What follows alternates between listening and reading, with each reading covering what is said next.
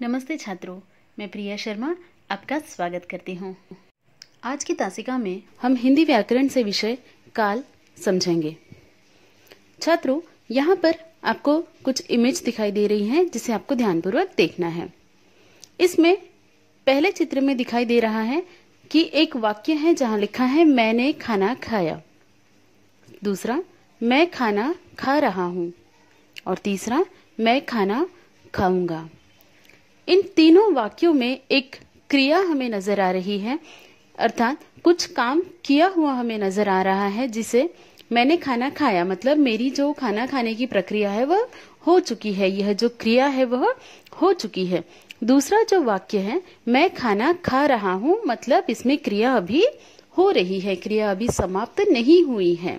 और तीसरा जो वाक्य है वह है मैं खाना खाऊंगा मतलब अभी मैंने खाना खाया नहीं है, अभी मैं खाना खाने वाला हूँ, मतलब अभी क्रिया जो है वह होना बाकी है।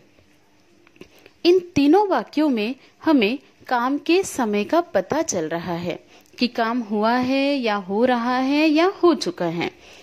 तो जो वाक्य, जो शब्द, जो क्रिया हमें बताती है कि आपका काम किस समय पर हो रहा है उसे कहते हैं काल। तो आज हम इसी विषय को और अच्छी तरह से समझेंगे। तो पहले काल की परिभाषा समझ लेते हैं। क्रिया के जिस रूप से क्रिया के होने के समय का बोध हो उसे काल कहते हैं। यानी जो भी काम हम कर रहे हैं उससे हमें पता चले कि वह काम हम किस समय पर कर रहे हैं उसे काल कहते हैं। उदाहरण के लिए मतदान आज होगा, इसका मतलब जो चुनाव है, जो मतदान है वह आज होने वाले हैं। गाड़ी शाम 4 बजे आती है, गाड़ी के आने का जो समय है वह हमें इससे पता चल रहा है कि गाड़ी शाम 4 बजे आती है। तो यह थी काल की परिभाषा। अब हम देखेंगे काल के मुख्य प्रकार। काल के मुख्य 3 प्रकार है, भूतकाल, वर्तमान काल और भविष्यत काल। तो सबसे पहले हम देखेंगे कि भूतकाल किसे कहते हैं।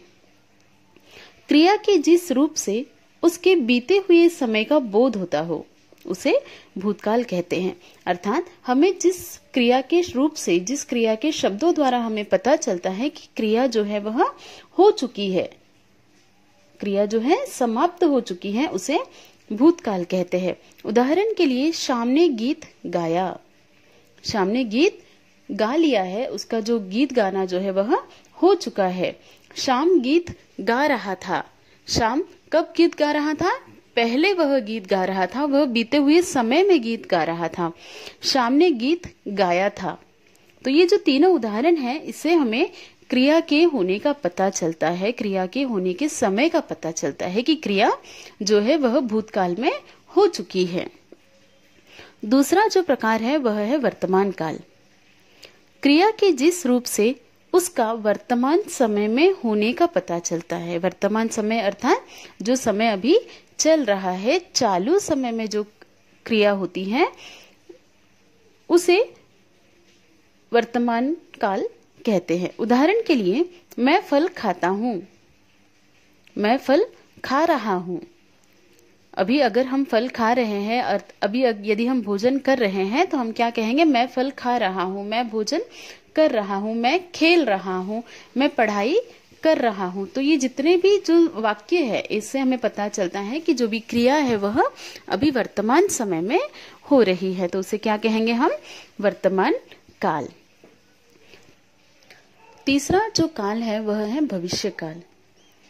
क्रिया के जिस रूप से क्रियाएं आने वाले समय में होने का बोध कराए, यानी ऐसी क्रियाएं जिससे हमें पता चले कि जो क्रियाएं है, जो काम है वह आने वाले समय में बोध हो, आने वाले समय में हम जिसे करने वाले हैं तो उसे कहते हैं भविष्य काल।